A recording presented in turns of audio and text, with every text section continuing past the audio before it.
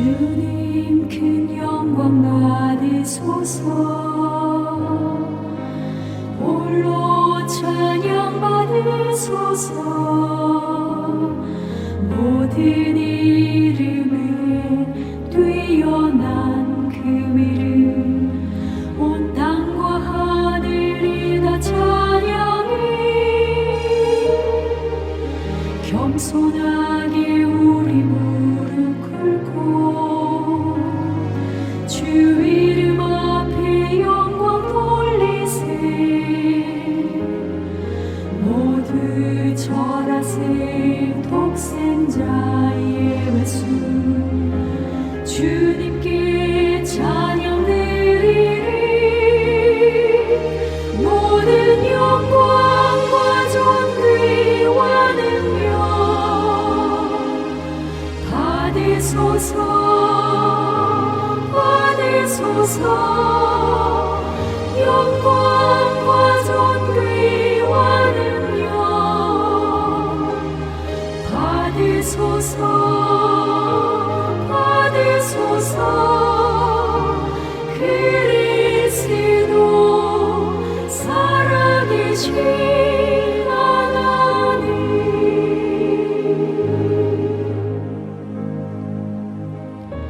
주님 큰 영광 받으소서. 홀로 찬양 받으소서. 모든 이름에 뛰어난 그 이름, 온 땅과 하늘이 다 찬양해. 겸손하게 우리 무릎 꿇고 주 이름 앞에 영광 돌리세.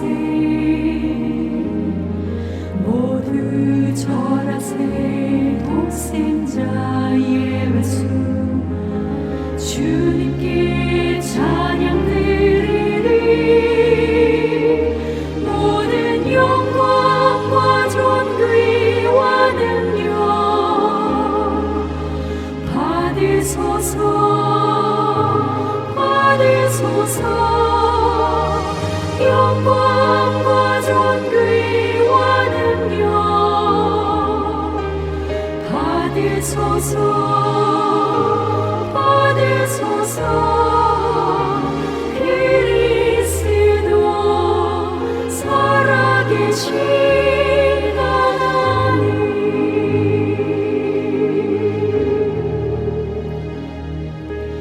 영광과 존귀와 능력 받으소서. 받으소서. 그리스도 살아계신 하나님.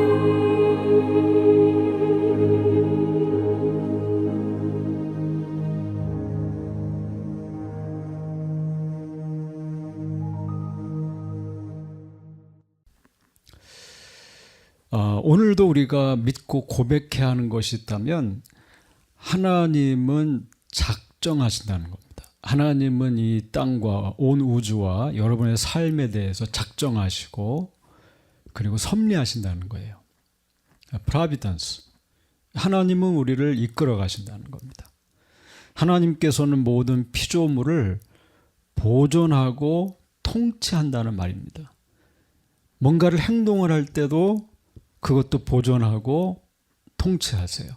그래서 존재만 보호하고 통치하는 것이 아니라 어떤 행동을 하는 것도 보존하고 통치하신다는 겁니다.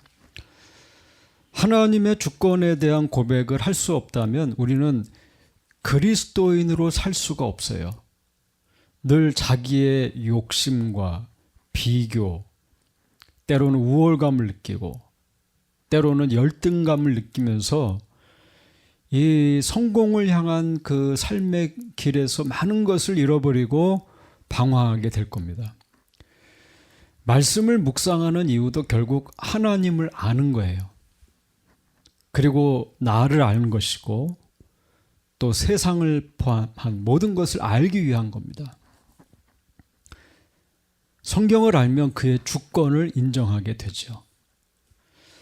섭리를 이해할 수 있는 그림은 하나님께서 여러분의 삶에 관여하신다는 거예요. 직접 여러분 앞에 여러분 이끌어 가신다는 겁니다. 그러니까 여러분의 리더가 된다는 거예요. 이게 어떤 섭리시나 하나님의 주권에 대한 고백입니다. 하나님이 나의 리더가 된다는 거예요. 예수님이 나의 리더가 되신다. 하나님은 우리 인생을 굉장히 적극적으로 이끌어 가세요. 우리 하나님께서는 여러분의 삶을 보고 방관하지 않는다는 겁니다. 계획하시지만 그 걸음을 또 인도하시고 보존하시고 관리하시고 심지어는 지배하신다. 우리가 그렇게 기도하죠. 하나님, 내 삶을 인도해 주세요. 나를 지배해 주세요. 그러나 우리가 알아야 될 것은 하나님은 늘 여러분의 인생을 인도해 가신다는 거예요. 우리가 이해한 일뿐만 아니라 이해할 수 없는 일들 속에서도 하나님 우리를 인도해 가신다. 우리는 하나님의 선하심과 인자하심을 믿어야 돼요.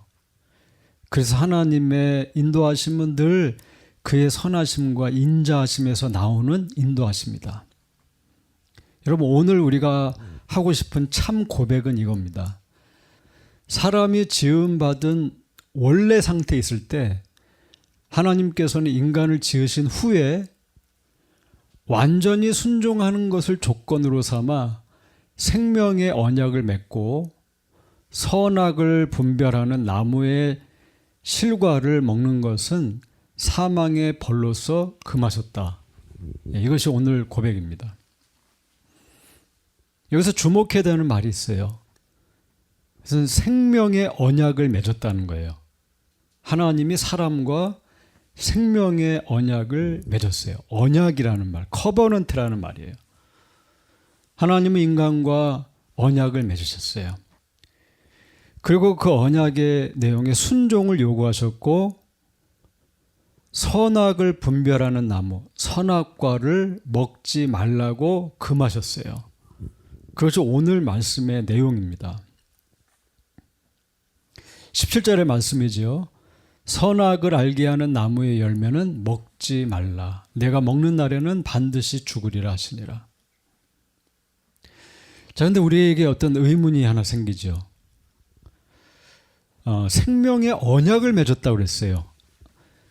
세상을 짓고 인간을 지으셨을 때 생명의 언약을 맺었다. 그런데 창세기 1장, 2장, 3장 창조의 기사 속에 커버넌트라는 말이 나오나요? 언약이라는 말이 나오나요? 사실 아무리 봐도 커버넌트라는 말이 나오지 않습니다. 찾을 수가 없어요.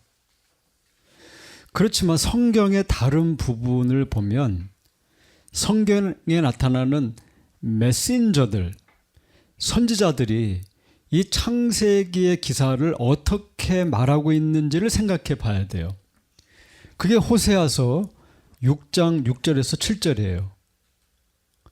나는 인애를 원하고 제사를 원하지 아니하며 번제보다 하나님을 아는 것을 원하노라. 그들은 아담처럼 언약을 어기고 거기에서 나를 반역하였느니라. 호세아 선지자는 이스라엘과 유다를 책망하는 거예요. 아담처럼 언약을 어기고 하나님을 반역했다고 했어요. 여러분, 아담이 무엇을 어겼다고 얘기합니까? 여기 보세요. 아담처럼 언약을 어겼다. 그렇게 얘기했어요. 아담은 금지된 선악과를 먹었죠. 물론 하와가 뱀의 유혹에 넘어가서 먹고 아담도 선악과를 먹었어요. 하나님과의 관계에서 순종의 약속을 어겼어요. 이것을 호세아 선지자는 뭐라고 얘기했습니까?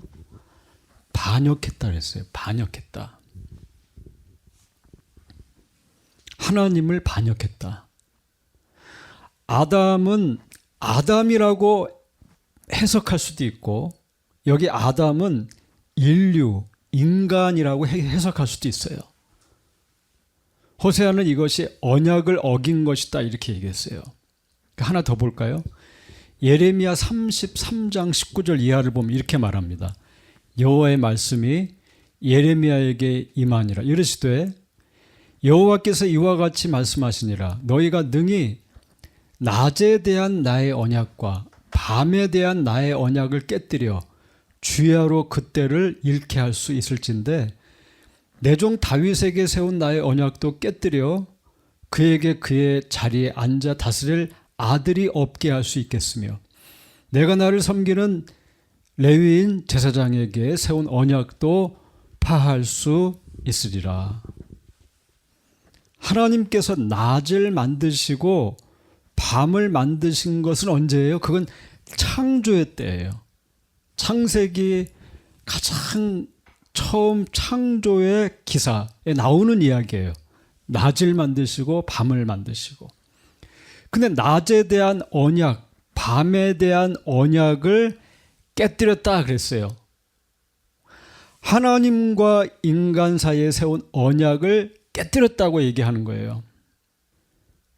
창세기에 언약이라는 말이 나오지 않지만 그러나 선지자들은 창세기에 선악과를 먹지 말라고 금하시고 생명을 말씀하시는 그 생명의 내용이 그 하나님과 인간 사이의 내용이 언약이라는 거예요. 그렇게 설명했다는 거예요. 그러면 언약이 뭡니까? 커버넌트가 뭐예요? 언약이라는 것은 어떤 것을 주고받기 위해서 두 사람 혹은 그 이상의 사람들 사이에 하는 조약이에요. 약속이에요. 약속. 그러니까 언약은 약속을 말하는 거예요. 하나님과 인간 사이에 맺은 약속을 말하는 거예요. 나는 너의 하나님이고 너는 나의 백성이다. 그래서 하나님이 인간과 맺으신 언약, 그 언약은 하나님께서 그들에게 뭔가를 주시겠다는 내용이 나와요. 또 인간이 우리가 어떤 것을 행해야 된다는 그 계약의 내용이 나온다는 거예요. 그게 오늘 말씀이에요. 15절 이하를 보면 여호와 하나님이 그 사람을 이끌어 에덴 동산에 두어 그것을 경작하며 지키게 하시고 여호와 하나님이 그 사람에게 명하여 이르시되 동산 각종 나무의 열매는 내가 임의로 먹되 선악을 알게 하는 나무의 열매는 먹지 말라. 왜? 내가 먹는 날에는 반드시 죽으리라 하시니라. 자, 하나님께서 인간을 만드셨어요. 그리고 뭐라고 하셨어요? 생육하고 번성하여 땅에 충만하라 하시면서 뭘 주셨어요? 다스리라 그랬어요. 다스리라. 하나님께서 인간에게 이 땅의 모든 것에 대한 지식과 그것을 다스릴 의지와 힘과 능력을 주시고 그걸 하나님의 형상이라고 그랬어요. 우리의 형상대로 지었다. 그게 뭐예요? 인간에게 그런 지식과 의지와 그 다스림에 대한 특권을 주셨다는 거예요. 그런 능력을 다 주셨다는 거예요. 그러면서 이 땅에서 생육하고 번성하고 충만해서 다스리라고 하셨어요. 이 말은 뭐냐면 하나님 인간에게 원래 통치권을 주셨다는 거예요. 동산의 모든 열매를 먹게 하셨어요. 다른 구절을 보면 이 땅에 있는 모든 씨 맺는 채소와 각종 나무 열매를 다 주셨어요. 먹을 걸 주셨어요. 쓸 걸 주셨어요. 그렇게 주시면서 하나님이 한 가지 요구를 하십니다. 선악과는 동산 중앙에 있었던 그 선악과는 먹지 말라. 내가 죽을까 하노라. 자, 선악과는 뭡니까? 선악과는 순종에 대한 요구예요. 순종에 대한 요구. 하나님께서 이런 언약을 언제 맺으셨어요?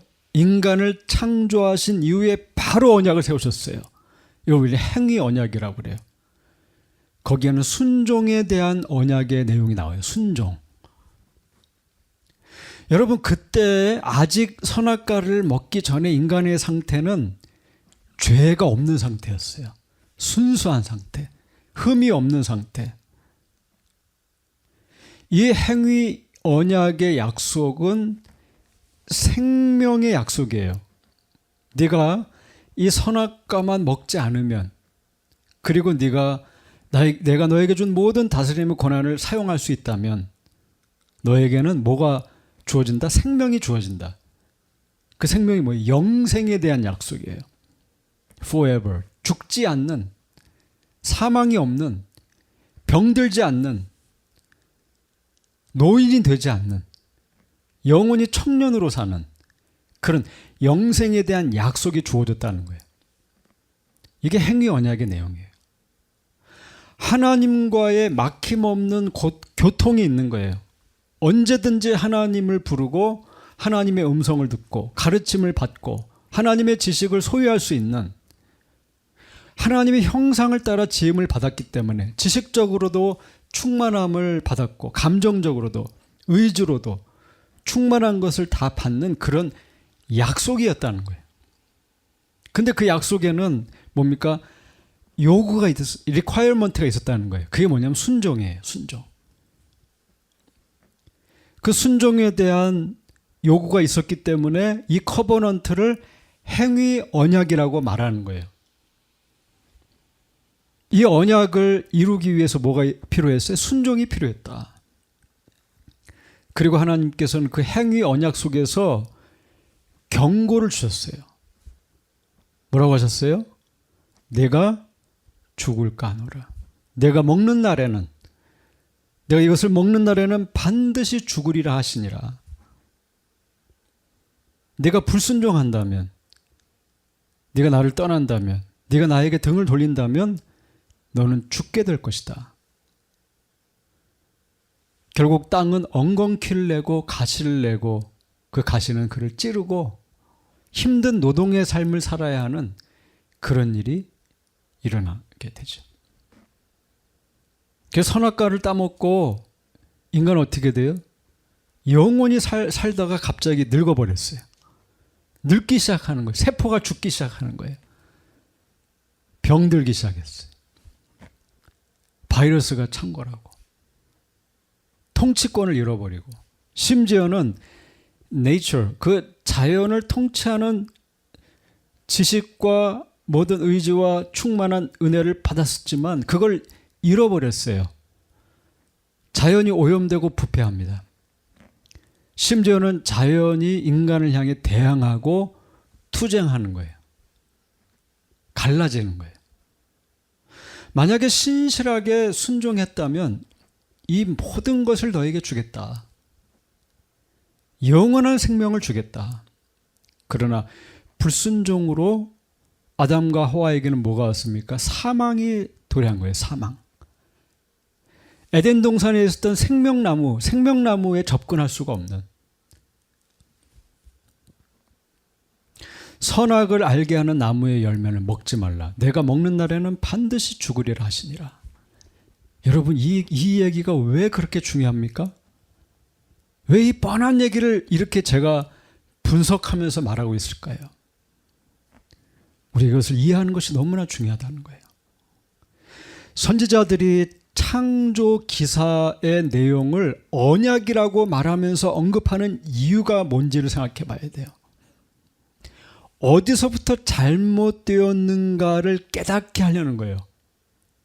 여러분, 인류가 인간에게 찾아오는 고통의 원인이 뭔지를 생각하게 하는 거예요. 사람들은 내가 정상이라고 생각해요. 사람들은 인간은 정상이라고 생각해요. 근데 세상이 다 잘못 돌아간다고 생각하는 거예요. 자연이 잘못됐다고 얘기하는 거예요. 사람들은 그렇게 생각해요. 나는 정상이라고 생각해요. 뭔가 잘못됐다고 하는 것을 깨닫지 못해요. 어떤 사람들은 왜 당신은 하나님을 믿고 예수 그리스도를 믿고 성령과 동행하며 보이지 않는 하나님 나라를 말합니까? 왜 새 생명을 말합니까? 라고 얘기해요. 도대체 뭘 바꾸라는 말입니까? 인간이 늙고 인간이 병들고 바이러스가 창궐하여 바이러스에 감염되고 죽어가는 것은 그저 자연의 이치고 당연한 것이고, 민족과 민족이 갈등하고 전쟁이 일어나고 기근이 일어나고 고통을 경험하는 것은 그저 인간의 히스토리입니다 라고 얘기하는 거예요. 그게 뭐가 잘못됐습니까?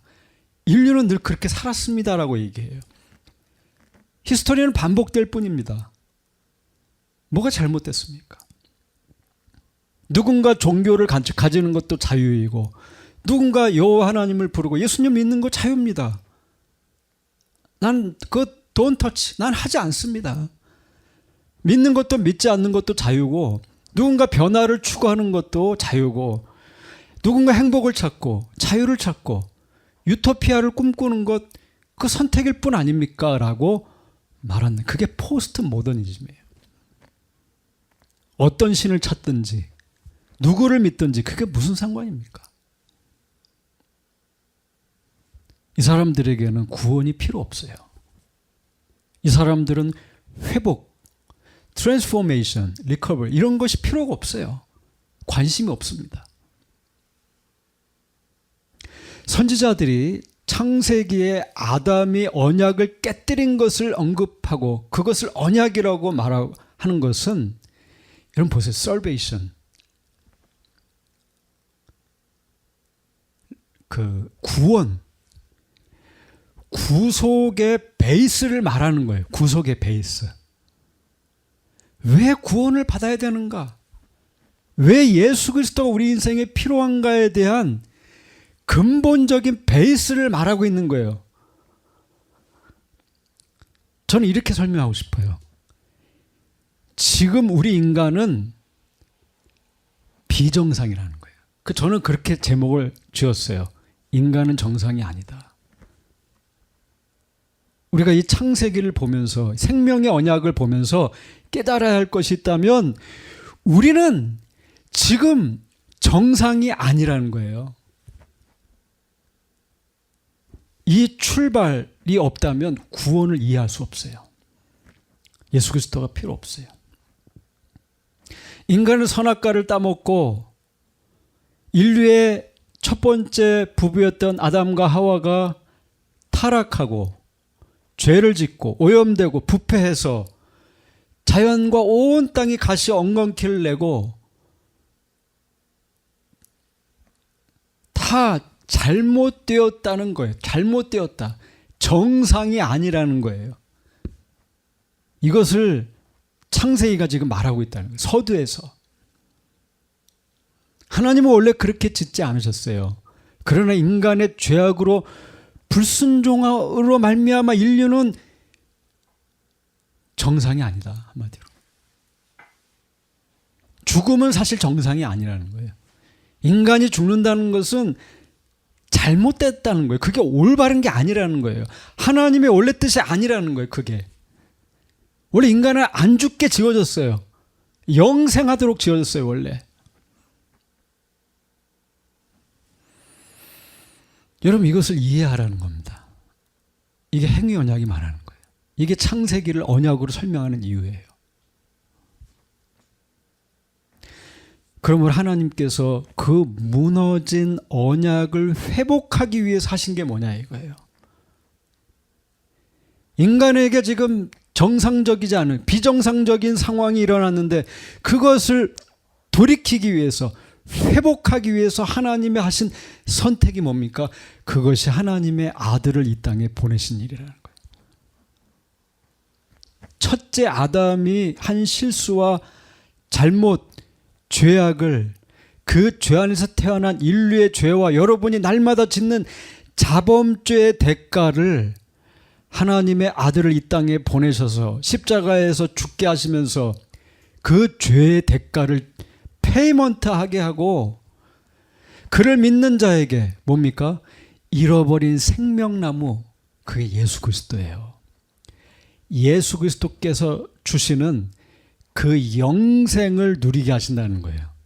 이게 성경이 말하고 싶어 하는 거예요. 그래서 우리는 행위 언약을 말하는 거예요. 출발은 뭐예요? 인류는 언약을 깨뜨렸다는 거예요.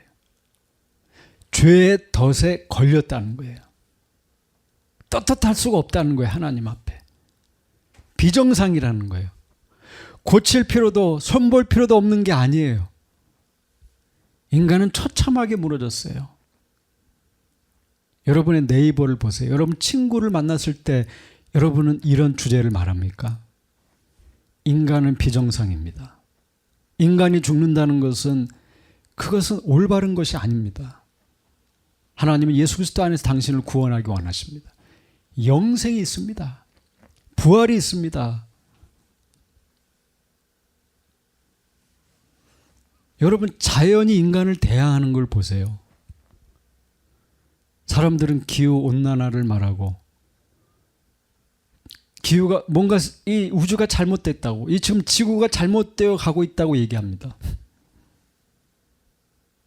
인간의 분노를 보세요. 여러분 우리에게는 예수 그리스도가 필요하다는 거예요. 그게 성경이 말하고 싶어 하는 거예요.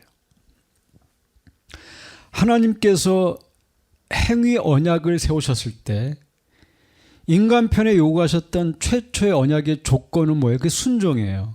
어비던스, 순종.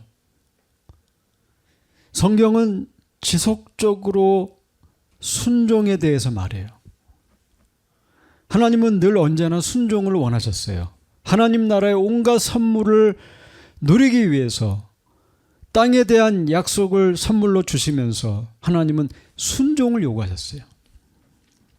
제사보다 어떤 훌륭한 탁월한 예배보다 나는 순종을 원한다라고 말씀하세요.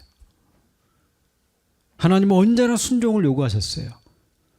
창세기의 기사도 그랬고 마지막 계시록도 마찬가지예요. 아담에게는 먹을 것과 먹지 말아야 할 것을 요구하셨고 분리하게 하셨고 아브라함에게는 어떻게 했어요? 우상 숭배하던 갈대아우로 자기의 본토 친척 아비 집을 떠나라고 요구하셨어요. 모세에게는 애굽의 폭정을 일삼는 바로의 손에서 민족을 출애굽시키라고 요구하셨어요. 다윗은 그의 왕조를 통해 주실 복을 믿어야 했고 하나님 아버지는 그의 아들 예수 그리스도께 십자가에 대한 순종을 요구하셨어요. 그 자발적인 것이건 아니면 비자발적인 것이건 아들이 해야 될 것은 순종이었어요. 여러분 하나님께서 인간에게 요구하셨던 것은 완전한 순종, 완전한 순종. 적당히 선악과를 조금 먹고 먹지 않은 척하는 게 아니에요. 접근이 금지된 완전한 순종이 요구됐어요. 그 언약이 깨진 거예요. 그래서 십자가에서 요구된 순종도 완전한 순종이었다는 거예요. 아담은 실패했지만 하나님의 아들 예수 그리스도는 순종을 통해서 구원을 이루셨다는 거예요. 여러분 창세기에 나오는 인간에게 요구되었던 순종은 완전한 순종이었어요. 어떤 면에서요? 이렇게 말할 수 있어요. 인간의 재료 면에서 완전한 순종이 필요했어요. 모든 영혼의 능력과 기능들과 육체의 모든 지체와 부분들은 의의 도구로 사용되어야 됐어요. 불의의 도구로 사용되면 안 됐어요. 원리 면에서 완전하게 원하셨어요. 인간의 요구하시는 어떤 것을 마치 천사가 하늘에서 순종하듯이 싫어하거나 억지로 하거나 하지 않고 기쁨으로 하기를 원하셨어요. 자원하는 마음으로 하기를 원하셨어요. 그 목적에 있어서도 하나님의 영광을 위해 그렇게 하기를 원하셨어요. 선악과를 먹지 않는다면, 순종한다면 하나님의 영광을 위해 하는 것이어야 했어요. 억지로 하는 것이 되지 말아야 했어요. 그것은 방법 면에서도 완전해야 됐어요. 완전한 사랑과 기쁨과 온전함이 있어야 됐어요. 시간상으로도 완전해야 됐어요. 언제는 순종했지만 언제는 불순종하는 게 아니에요. 신실하게 영원히 순종해야 했어요.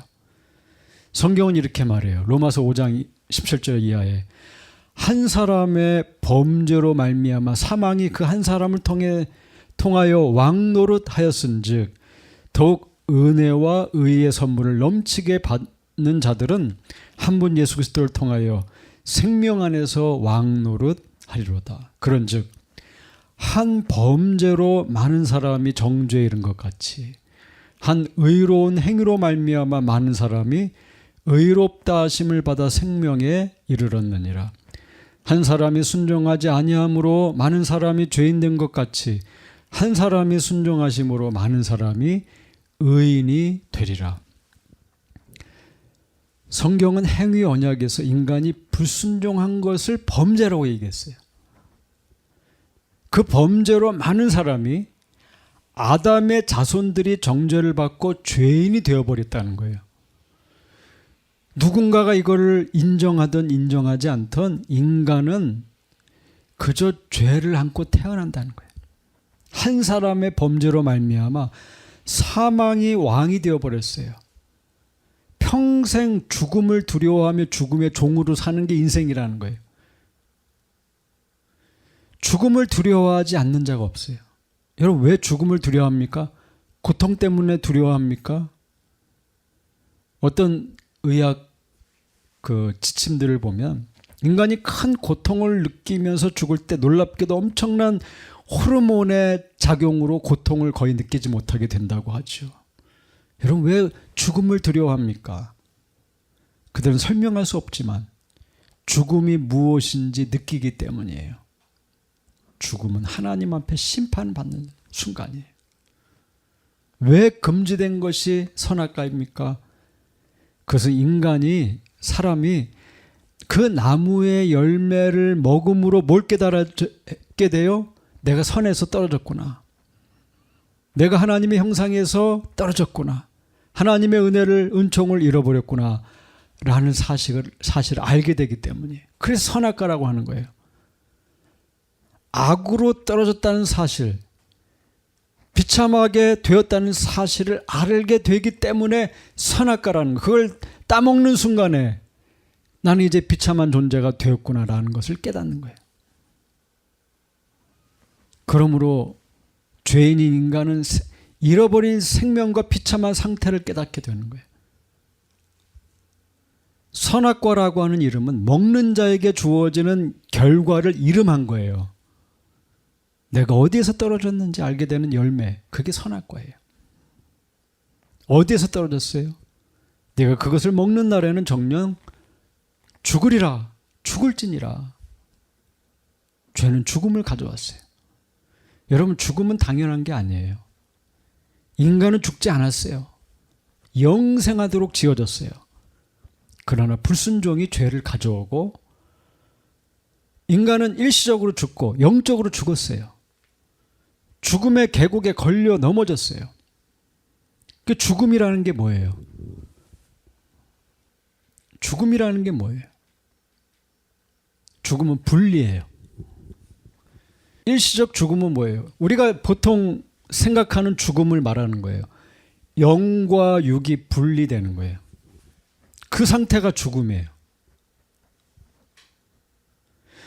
우리가 누군가의 죽음을 말할 때 떠올리는 그 생각이에요. 영이 몸에서 떠났다. 그 몸은 기능을 멈춰. 심장이 뛰지 않고. 육은 남아서 흙으로 돌아가요. 그래서 우리는 화장을 하기도 하고 buried, 땅에 묻기도 해요. 인간은 원래 영과 육이 분리되는 존재가 원래 아니었다는 거예요. 이게 성경이 설명하는 거예요. 원래는 영육이 분리되지 않았어요. 내가 죽을까 하노라. 선악과를 따먹으면서 영과 육이 분리되었다는 거예요. 선악과를 먹었던 날로부터 영과 육이 분리됐어요. 이게 죽음이에요. 영원히 떠나가는 죽음, 그 죽음을 우리 인간 모두 기다리고 있어요. 여러분, 이거 정상이 아니라는 거예요, 원래. 예수님이 다시 오실 때 어떤 일이 일어나요? 이게 회복되는 거예요. 어떻게?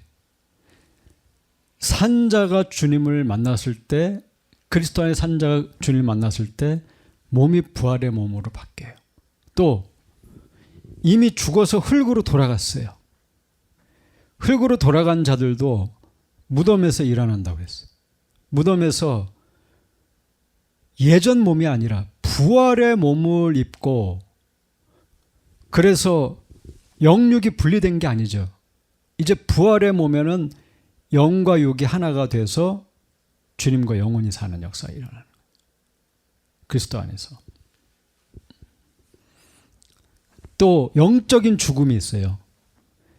영혼이 하나님으로부터 분리되어서 하나님의 형상을 잃어버린 상태를 말하는 거예요. 하나님은 원래 하나님의 형상을 우리에게 주셨다고 했죠, 원래. 그러나 선악과를 따먹고 불순종했을 때 모든 그분의 형상이 주는 축복을 잃어버렸다는 거예요. 우리는 이미 배웠어요. 하나님의 형상이 뭐예요? 지적인 충만함을 주셨다는, 감정적인, 의지적인, 온전한 충만을 주셨다는 거예요. 세상을 다스릴 수 있는 그 은혜와 능력을 주신 거예요. 그러나 선악과를 따먹었을 때 그 형상을 잃어버렸다는 거예요. 우둔해졌어요. 인간은 어리석어졌어요. 감정은 종잡을 수 없게 되고 분노가 지배하고 의지는 나약해졌어요. 인간은 나면서부터 영적으로 죽어 있는 것이 분명한 거예요. 그래서 세 번째 죽음은 영원한 죽음이에요. 영원한 죽음은 뭐예요? 영원한 죽음은 인간이 안락하고 아름다운 하나님의 존전, 영원히 지속되는 그의 영광에서 제외되는 상태를 말하는 거예요. 이게 영원한 죽음이에요. 하나님을 대항하는 상태가 되어버린 거예요. 하나님을 향해 모른 척하는 거예요. 등 돌리는 거예요. 하나님과의 단절이 이 죽음의 내용이에요. 모든 인류가 하나님과의 단절을 경험하는 거예요. 그렇기 때문에 하나님이 주시는 진노를 받게 되는 거예요. 영혼에는 가장 저주스러운 고뇌가 찾아오는 거예요. 육체에는 가장 극악한 고통이 영원히 지속되는 뭐가 기다려요? 지옥이 그를 기다리는 거예요. 영원한 죽음은 하나님과의 분리예요. 하나님에게서 떨어져 나가면 그를 기다리는 건 뭐예요? 지옥이에요, 지옥. 이게 성경이 설명하는 거예요. 이게 뭐예요? 이게 인간의 현실이라는 거예요. 이게 행위 언약이 설명해 주고 있는 거예요. 누가 우리를 이 지옥 고통에서 건져낼 수 있느냐 이겁니다. 누가 우리를 이 버려진 죽음에서 건져낼 수 있어요? 누가 영육의 분리에서 부활의 소망을 주냐 이거예요. 오직 예수 그리스도라는 거예요. 이게 성경이 말하는 거예요. 누가 그 깨어진 언약을 회복시켜요? 예수 그리스도라는 거예요. 갈라디아서 3장 13절을 봅시다. 그리스도께서 우리를 위하여 저주를 받은 바 되사 율법의 저주에서 우리를 속량하셨으니 기록된 바 나무에 달린 자마다 저주 아래 있는 자라 하였습니다. 이는 그리스도 예수 안에서 아브라함의 복이 이방에게 미치게 하고 또 우리로 하여금 믿음으로 말미암아 성령의 약속을 받게 하려 함이라 했어요. 여러분 언젠가 나누었던 철로 역정의 이야기를 잠깐 하고 싶어요. 어떤 남자 이야기가 나와요. 이 남자는 무거운 짐을 지고 가고 있어요. 이 사람의 이야기로 철로 역정이 시작되죠. 한 남자가 등과 어깨 위로 높이 올라온 무거운 짐을 지고 그 짐의 무게를 견디지 못해서 허리를 구부리고 들판을 터벅터벅 걷고 있는 거예요. 바람이 불 때 주변의 밀 이삭들이 잔물결을 일으키며 파도가 치고 몇 발짝 디딜 때마다 꿩들이 깜짝 놀라서 날개를 퍼덕이면서 하늘로 올라갔어요. 근데 그 남자는 눈도 끔뻑끔뻑 하지 않아요. 그때 태양이 저 뒤에 있는 산봉우리 양쪽에 붉은 빛을 들이우면서 넘어가고 있는 거예요. 석양이 얼마나 붉던지 마치 산봉우리가 불에 타는 것만 같았어요. 그 남자는 깜짝 놀랍니다. 뒷걸음을 쳐요. 그러더니 어깨에 짊어진 짐을 두 손으로 스치듯 만지면서 흐느껴요. 그 사람이 그래요. 어떻게 하지? 어떻게 하지? 어떻게 해야 되지? 이 남자는 짐의 무게로 비틀거리면서 인생의 길을 걷는 거예요. 이 남자. 여러분, 이 남자의 이름이 뭐예요? 그 사람 크리스찬이라고 나옵니다. 우리는 이 이야기를 읽을 때 누군가를 보게 돼요. 누구예요? 오늘도 뉴욕 넘어가는 해 아래 수많은 짐에 눌려있는 나를 보는 거예요. 그런데 여러분, 이 사람이 그 엄청난 짐, 그 짐을 어디에서 내려놓습니까? 어떤 높은 포지션, 지위를 얻었을 때 그 짐을 내려놔요? 어떤 권세를 얻었을 때 내려놓게 됩니까? 사람들의 추앙을 받는 자리에 있을 때 그 짐을 내려놓게 됩니까? 아니에요. 거기선 더 큰 짐을 얻게 돼요. 그는 십자가 언덕에 갔을 때, 골고다 우리 주님의 십자가 언덕에서 그의 모든 짐을 내려놓을 수 있었어요. 여러분, 오늘 여러분이 짊어지고 가는 모든 짐들, 후회를 하고 누군가를 원망하고 미워하고 반목하고 실수하고 또 실패하고 원수가 되고 저주를 하고 죄악을 저지르고 낙심하고 하는 모든 짐들이 오직 예수 그리스도의 골고다 언덕에서 내려놓아진다는 거예요. 왜요? 성경은 주님의 십자가 하나님의 구원의 길이라고 말하고 있기 때문이에요. 그것이 바로 영원한 생명의 길이라고 말하고 있어요. 예수 그리스도, 나를 위하여 십자가에 지신 예수 그리스도, 그분을 믿는 것이 영원한 생명의 길이라고 말하고 있어요. 여러분, 예수 그리스도를 믿는다면, 그리스도를 의지한다면 여러분에게는 영원한 생명이 열릴 거예요. 그럼 영원한 생명이 뭐예요? 성경이 말하는 영원한 생명은 영혼과 육신이 연합되는 은혜가 있다는 거예요. 여러분의 영혼과 육신이 연합될 거라는 거예요. 예수님의 십자가와 부활, 우리에게 부활의 몸을 약속했어요. 여러분의 몸과 영혼은 연합될 거라는 거예요. 영원히. 또 영원한 생명은 뭐예요? 인간에게 하나님과 영혼이 연합되는 걸 말하는 거예요. 여러분과 하나님이 연합되는 것을 말하는 거예요. 이 생명을 주신다는 거예요. 언제든지 하나님을 아버지로 모시고 하나님의 인도하심을 받는 그런 복된 관계가 될 수 있다는 거예요. 마지막으로 영원한 생명은 지고한 선 대신 하나님의 완전한 형상을 갖게 되는 거예요.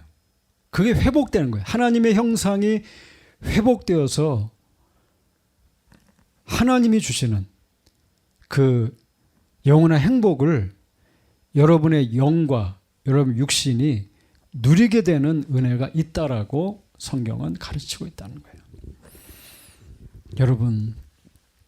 여러분이 원래 잃어버렸던 그 영원한 생명을 정말 예수 그리스도 안에서 발견하고 그것을 평생 누릴 수 있는 그런 저와 여러분이 될 수 있기를 바랍니다.